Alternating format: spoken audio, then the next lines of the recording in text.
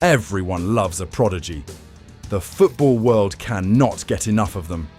A teenager who makes the impossible look routine, who embarrasses seasoned defenders with the casualness of someone playing in their backyard, who carries the weight of an entire nation's expectations before they are even old enough to vote. But here is the conversation that the hype machine does not want you having right now. For every generational talent that fulfilled their promise, there is a longer list of players who arrived with the same noise, the same headlines, the same breathless comparisons, and then quietly became a cautionary tale. So the real question is not whether Lamine Yamal is talented enough. He clearly is. The question is whether everything surrounding him will allow that talent to actually survive. To understand why the football world cannot stop talking about Lamine Yamal, you need to understand what he has already done at an age when most footballers are still trying to break into their youth team's starting 11. He became the youngest player ever to appear for Barcelona, the youngest scorer in Spain's history at the senior international level. He was handed the iconic number 10 shirt at Barcelona before most players his age had experienced a full professional season. He carried Spain through moments of genuine pressure at major tournaments with a composure and technical quality that made experienced football observers genuinely question whether they were watching something that only comes along once or twice in a generation. The comparisons to Messi arrived almost immediately, which tells you everything about the scale of the reaction his emergence triggered, and absolutely nothing about the enormous pressure those comparisons place on a teenager's shoulders. The rise was rapid to the point of being almost disorienting. Barcelona, operating under the shadow of their ongoing financial difficulties, threw Yamal into first-team football with the kind of urgency that spoke more to necessity than careful long-term planning. He responded in a way that made the necessity irrelevant. The performances were there regardless of the circumstances that created the opportunity. But look a little closer at that trajectory, and you start to notice things worth paying attention. 2. The physical demands were placed on him from an extremely early age. The fact that his development curve, extraordinary as it has not been managed with the kind of careful protection that the very best clubs in the world apply to their most precious young assets.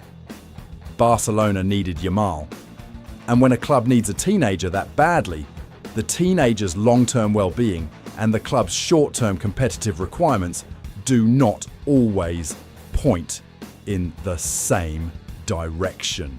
The 2026 World Cup changed everything for Yamal in ways that will take years to fully understand. Spain arrived in the tournament as genuine contenders, a squad built on technical quality, positional intelligence, and a collective identity that Luis de la Fuente had carefully assembled over time. And at the center of their attacking threat, operating with a freedom and confidence that belied his age completely, was Yamal. His performances throughout the tournament showcased every dimension of what makes him so extraordinary. The ability to receive the ball in tight spaces and immediately create something from nothing. The direct running that puts fullbacks into impossible decisions. The vision to find passes that players with 10 years more experience simply do not see. But the World Cup stage also introduced something new into the Yamal story. The intensity of the scrutiny. The physicality of opposition defenders who had specifically prepared to stop him. The emotional and psychological weight of performing at the highest possible level of the sport in front of a global audience of hundreds of millions. How a young player responds to that specific kind of pressure in the long run tells you far more about their ultimate ceiling than any individual performance ever can. The Spanish national team conversation around Yamal requires a degree of honesty that the federation and the coaching staff are not always eager to encourage publicly. Spain has built their current attacking identity significantly around what Yamal provides on the right side. That is an enormous structural dependency to place on a player who is still in the earliest stages of his career. What happens to Spain's system on the nights when Yamal is not at his best, which will happen because he is human and he is young, and consistency at the absolute elite level takes years to fully develop. What happens when opposition teams, armed with months of analysis and preparation, begin to find ways to reduce his influence more consistently? These are not criticisms of Yamal. They are honest questions about whether Spain's tactical architecture is robust enough not to require a teenager to be the solution to every difficult problem. The uncomfortable risks attached to Yamal's situation are multiple, and they deserve serious attention rather than dismissal. The burnout risk for a player of his age carrying this volume of minutes and this weight of expectation is genuinely significant. The history of football is littered with players who peaked early under enormous pressure and then spent the rest of their careers trying to rediscover a version of themselves that the system had already exhausted.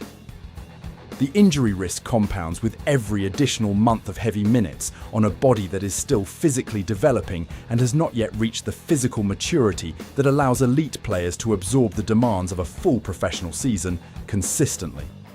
And then there is the media and commercial pressure, which in Yamal's case arrived at a scale and speed that even seasoned professionals find difficult to navigate. He is already one of the most marketed young athletes on the planet.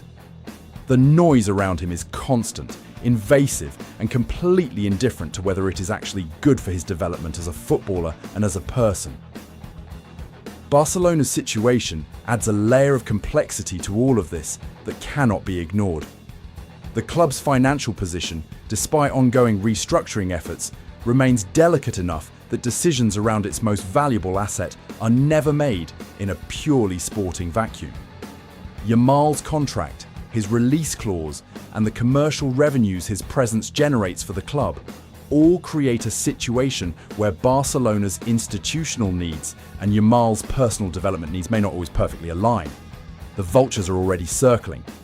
Every major European club with the financial resources to trigger a significant transfer has already run the internal calculations on what acquiring Yamal would mean for their project.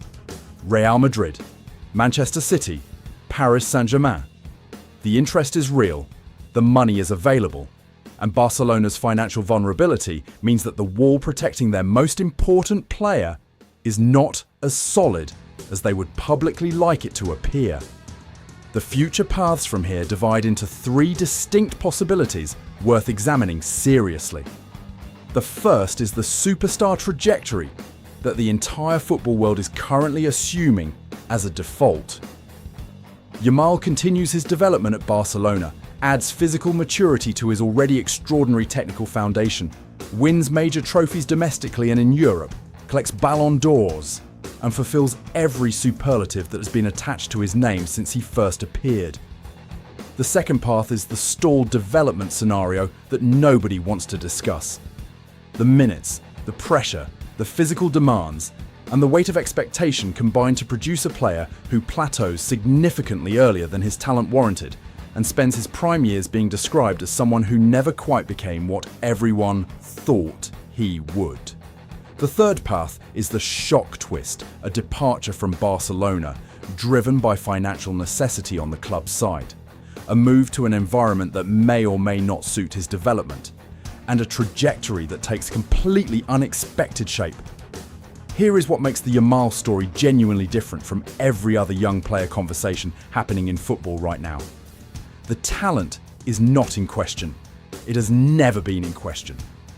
What is in question is whether every single person and institution with power over his career will make decisions that actually serve his long-term development, rather than their own short-term interests. That is the variable nobody can currently predict. And that uncertainty is precisely what makes watching what happens next so completely compelling.